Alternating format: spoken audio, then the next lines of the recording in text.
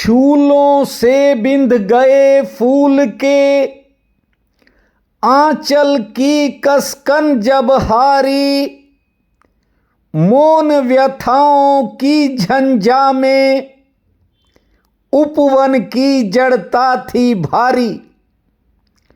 दबी आग जब सुलग उठी फिर उपवन को पतझड़ मन भाया, मूक हुई जब मन की वंशी तब कोकिला ने दोहराया। मेरे प्रिय बंधुओं, देवियों व सज्जनों,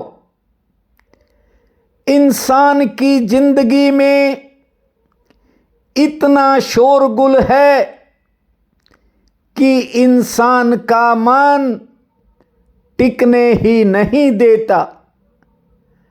हर आदमी शांत होना चाहता है, मौन होना चाहता है और जगह जगह से प्रवचन सुनता है, लेकिन ये मन बार बार भटका देता है। व्यक्ति अपनी व्यथा को, अपने दिल के दर्द को बहुत बार दबा कर बैठ जाता है, लेकिन दबी आग जब सुलग उठी फिर उपवन को पतझड़ मन भाया। बात को ठीक से समझ लेना। फिर इंसान को लगता है कि शायद ये घाव मेरी जिंदगी में लिखे थे, भाग्य ऐसा ही चाहता था। यानी उपवन को पतझड़ ही अच्छा लगने लगता है। ऐसी स्थिति इंसान की निरंतर होती जा रही है और व्यक्ति समझ ही नहीं पा रहा कि करना क्या है। तुमने कभी जीवन में कोई कर्म होश पूर्वक किया है? होश पूर्वक करने का मतलब है कि तुम्हारे शरीर का यंत्र जो करना चाहता हो वो नहीं, तुम्हारे भीतर जो आत्मा करना चाहती है। जरा सोचो, कभी किया है? शरीर कहता है कि ये काम मेरी इच्छा के खिलाफ है। शरीर क्रोध में भरने लगता है और मन कहता है क्रोध करो। गालियां उठती हैं, आदमी हथियार उठा लेता है। कभी ऐसा हुआ है कि हाथ में लिया डंडा हाथ में रह गया हो, दूसरे के लिए निकली गाली मन में ही रह गई हो? ऐसा बहुत कम होता है।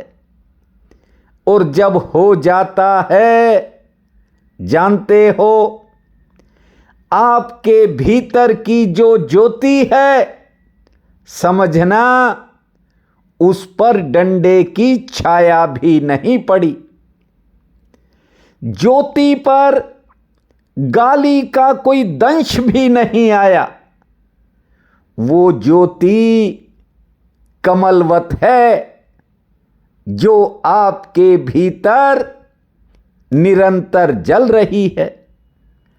जैसे कमल के पत्ते को, कमल के फूल को पानी मानो छुआ ही न हो।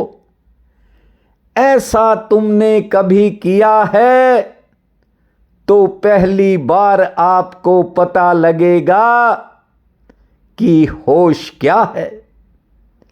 लेकिन ये सांसारिक झंझटें आपको उकसाती हैं, आसपास के लोग आपको प्रवोक करते हैं और आप तत्काल जवाब देने को आतुर हो जाते हो। ये निज धर्म के महासूत्र हैं। ये आपको अपना मालिक बना देंगे और जिसकी तलाश हर इंसान पूरी जिंदगी करता है कि मैं सम्राट हो जाऊं, तो ये महासूत्र सम्राट बना देते हैं। विचार का व्यक्ति सम्राट हो जाता है और जब तक तुम बंधे हो छोटी छोटी बातों में, तब तक ये समझना कि एक भिखारी की जिंदगी है। नाम मात्र लोग जागते हैं, बाकी खोटे सिक्के की तरह रह जाते हैं। गहरे सूत्र आपको इसलिए सुनाता हूं क्योंकि आप एक अरसे से इन महासूत्रों को सुन रहे हो। जिनके ऊपर ऊपर जागरण था, भीतर निद्रा बह रही थी, वे लोग विदा हो चुके हैं। इस बात को ठीक से समझ लेना। महासूत्र कहता है, उस परम पिता परमात्मा, उस करुणा निधान भगवान ने आपको एक श्रेष्ठ रूप में इस धरती पर भेजा है, जो इतनी विशाल असीम सृष्टि को थाम कर बैठा है। मेरी बात को ध्यान से सुनिए। उसने विराट असीम सृष्टि को थाम रखा है। उसी ने आपको इस धरती पर भेजा है। उस पर विश्वास रखो, भय खुद भाग जाएगा। आज एक महानुभाव का फोन आया, कह रहा था कि मैं आपके ठाकुर के दर्शन करना चाहता हूं। मैंने उससे कहा, 40 वर्ष पूरे होने जा रहे हैं, अभी तो मैंने भी उनके दर्शन नहीं किए हैं। देखिए, जब तक कोई वास्तविकता से साक्षात्कार नहीं करेगा, कहने का मतलब सत्य से, सच्चाई से जब तक कोई साक्षात्कार नहीं करेगा, तब तक उसके सामने ठाकुर भी खड़े हो जाएं, उसे कुछ नहीं समझ में आएगा। आपको बता दूं, महासूत्र कहता है, ये सृष्टि उसी की एक महान योजना है और तुम उसे पूरा कराने के अपरिहार्य हो। तुम प्रसन्नता और विश्वास के साथ बिना रुके जीवन पथ पर चलो।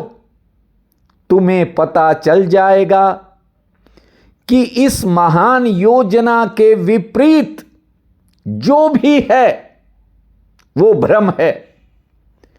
आपने कभी इस बात को नहीं सोचा होगा कि आप भी उस अविनाशी का अंश हो। और ये दुनिया में जो लोग भ्रम फैलाते हैं, ये तुम्हें दीनहीन बनाते हैं। तरह तरह के जो भ्रम हैं, ये पाखंड से पैदा होते हैं। और आपको बता दूं, महासूत्र कहता है कि हर भ्रम दुर्बल मन की कल्पना है, कमजोर मन की सोच है। पूर्ण रूप से निर्भय आप उस दिन हो जाएंगे जिस दिन इन महासूत्रों को अपने भीतर उतारेंगे। भय एक भ्रम है, भय मूर्खता है, ये मत भूलो। और भय मूर्खता पर ही आश्रित है। थोड़ा कठिन सूत्र है, फिर भी समझाने का प्रयास कर रहा हूं। महासूत्र कहता है, अपने निश्चय पर अटल रहो। ये जो तरह तरह की अभिलाषाएं व्यक्ति में पैदा होती हैं, ये सब ईश्वर की प्रेरणा से होती हैं। अपनी इच्छाओं को भी कम मत मानो और कभी इनकी उपेक्षा मत करो, क्योंकि इनकी पूर्ति के माध्यम से आप संसार में अपना अलग स्थान ग्रहण कर सकते हो। समस्त इच्छाओं की पूर्ति के लिए आप स्वतंत्र हो। ये जो सोशल मीडिया पर हजारों तरह की बातें घूमती हैं, ये आपको इतना उलझा देंगी कि सुलझना मुश्किल हो जाएगा। महासूत्र कहता है कि तरह तरह के साधन आपके चारों ओर मौजूद हैं। जो भी इच्छा पूर्ण करनी हो उसके लिए प्रयास कीजिए, तभी आपको आत्मसंतोष की प्राप्ति होगी, अन्यथा नहीं होगी। ज्यादातर लोग इच्छाओं का दमन कर लेते हैं, इसी कारण उनका आत्मविश्वास डगमगा जाता है। विश्वास को आगे बढ़ाने, निश्चय को दृढ़ रखने से कामयाबी मिलती है। ध्यान से इस बात को समझो। जीवन में सफलता उन्हीं को मिली जिन्होंने अपने मन में पहले अपने लक्ष्य को प्राप्त कर लिया था। हमारा जीवन हमारी इच्छाओं और विश्वास का फल है। हम जैसा सोचते हैं वैसा ही हमारे साथ घटित होता है। हम जो और जितना चाहते हैं उतना ही प्राप्त कर सकते हैं। हमारा जीवन हमारी मनोकामनाओं का फल है। इसीलिए कहते हैं कि अच्छा सोचोगे तो अच्छा पाओगे और अच्छा मिलेगा तो ये जीवन भी अच्छा चलेगा। ये जो दूसरों के कारण आपके रास्ते में तरह तरह के अवरोध आते हैं, उन्हें तोड़ना है, अपनी समझ से तोड़ना है। जिसके जीवन में आत्मज्ञान आ जाता है वह स्वयं तो शांत हो ही जाता है, आनंदित हो ही जाता है। बड़ी से बड़ी दुखद अवस्था में भी यदि कोई उसके करीब आता है तो उसकी दुखद अवस्था भी विदा लेने लगती है, सुख में बदलने लगती है। ये आत्मज्ञान का प्रभाव होता है। ऐसा आत्मज्ञान पाने वाला ज्ञानी बड़ा दुर्लभ होता है। ये मैं नहीं कहता, भगवान श्री कृष्ण ने गीता में कहा है, बहुना जन्म नामन्ते ज्ञानवान्मनां प्रपद्यते वासुदेव सर्वमिति स महात्मा सुदुर्लभा। गीता में कहा है कि जन्मों जन्मों के अंत में तत्व का ज्ञान प्राप्त होता है, और जिस पुरुष को होता है वो सब कुछ वासुदेव है। ऐसा ज्ञान प्राप्त करने के लिए अपने मन की थोड़ी दिशा बदलनी चाहिए। बहुत लोग कहते हैं कि मन नहीं लगता। मन क्यों नहीं लगता है? मन की दशा और दिशा बदलने की कला हमको नहीं आती। अब आगामी दिनों में इस कला पर 9 महासूत्र हैं, वो आपको सुनाऊंगा। देखिए, मन को जहां सुख मिलता है ये बार बार वहीं जाता है, और मन को जहां दुख मिलता है वहां से वापिस लौटता है।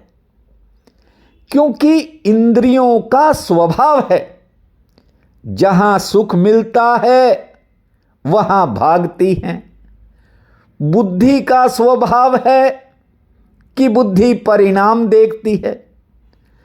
आदमी बुद्धि का आदर करने लगता है, विषय और वासना से बचने की कोशिश करता है। बुद्धि का आदर नहीं करता तो इंद्रियां मन को घसीट कर विषय विकारों में ले जाती हैं। पहली बात यह है कि अपने मन की रुचि बदलने की आवश्यकता होती है। आप जो देख रहे हैं वो सत्य नहीं है, क्योंकि सत्य तो आपके भीतर है। आप दूसरों के पीछे चल पड़ते हो, वहीं व्यक्ति गुलाम हो जाता है। महासूत्र कहता है, ध्यान से सुनो, आप अपनी स्वतंत्रता पर ध्यान दो। मन और इंद्रियों के पीछे क्यों घसीटे जा रहे हो? कितना भी कुछ मिल जाए आदमी वहीं का वहीं रहता है। कारण ये है कि ये चीजें सांसारिक हैं, ये बाहर हैं, और आत्मज्ञान भीतर है। जिसे आत्मज्ञान होता है वो भय से मुक्त हो जाता है, भेद से मुक्त हो जाता है, और वही मन, वही इंसान परम शांति को प्राप्त करता है। आज फाल्गुन कृष्ण पक्ष की नवमी है, बहुत बड़ा पुण्य काल रहेगा। उठते ही धरती माँ को प्रणाम करना, 9 बार लंबी श्वास छोड़ना, 45 बार ताली बजाना, 10 मिनट शांत बैठने के बाद खुले आसमान को निहारना, सूर्य नारायण माँ तुलसी को जल अर्पित करना, मीठी रोटी से हनुमान जी को भोग लगाना, और संध्या के समय बजरंगबली के चरणों में ज्योत जलाकर हनुमान चालीसा का पाठ करना। ओम ओम भूमा भोम भोम भूमा, इस महामंत्र को जपना। समय आपका मंगलमय रहेगा। प्रिय बंधुओं व मातृदेवी शक्तियों, आज 10 फरवरी दिन मंगलवार है। आप सबको मेरा नमस्कार है। आज का राशिफल इस प्रकार है। मेष, आज आपके किसी पुराने काम में सहयोग मिल सकता है और रुके काम में गति आ सकती है। आमदन के लिए दिन आज मध्यम श्रेणी का रहेगा। हाँ, घर परिवार में कुछ नए खर्चे होंगे और कुछ कामों में प्रतीक्षा के बाद सफलता मिलेगी। वृषभ, कारोबारी सितारे बेहतर हैं, कार्यक्षेत्र से लाभ ठीक मिलेगा। यात्रा से जुड़ी कोई योजना पर विचार होगा। सेहत आपकी ठीक रहेगी, पुरानी मेहनत से फायदा मिल सकता है। मिथुन, अचानक किसी नए खर्च से सामना होने के संकेत हैं।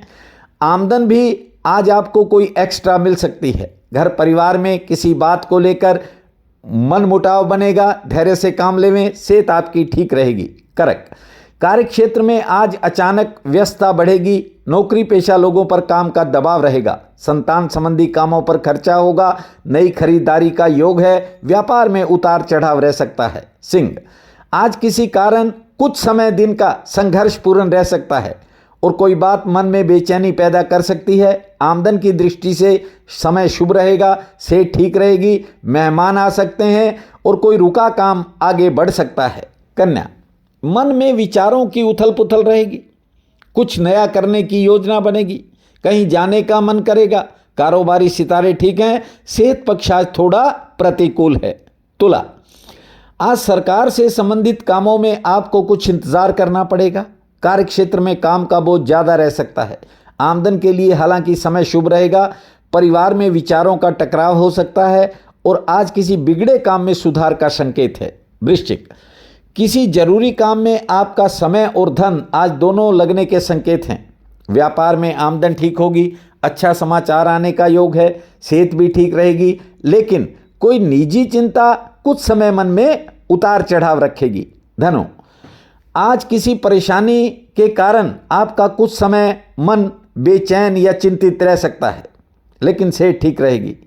व्यापार में कोई नया विस्तार करने की योजना दिमाग में आएगी। कारोबार से आमदन ठीक होगी। मकर, दूसरे किसी का काम आपके किसी निजी काम को प्रभावित कर सकता है, ध्यान रखें। शिक्षा से जुड़े, सरकार से जुड़े कामों में सफलता का योग रहेगा। आज किसी करीबी से कहा सुनी के संकेत हैं। धैर्य से काम लेवें और आर्थिक फायदा होने से मन प्रसन्न रहेगा। कुंभ, आज कारोबार में काम का दबाव रहेगा। नौकरी पेशा लोगों के काम आसानी से निपट जाएंगे। कारोबार में थोड़ी दौड़ धूप बढ़ सकती है। घर परिवार में सेहत संबंधी कोई चिंता बन सकती है। रोजगार से आमदन ठीक होगी। मीन, किसी करीबी से मिलन के संकेत हैं और लेन देन से जुड़े किसी काम में आज आपको राहत मिलेगी। व्यापार से आमदन ठीक होगी। संतान संबंधी कामों में प्रतीक्षा करनी पड़ सकती है और अचानक कहीं जाना पड़ सकता है। आज का ये दिन आप सबके लिए अति शुभ फलदायी हो, यही मेरी कामना है। आप सबका बहुत बहुत धन्यवाद।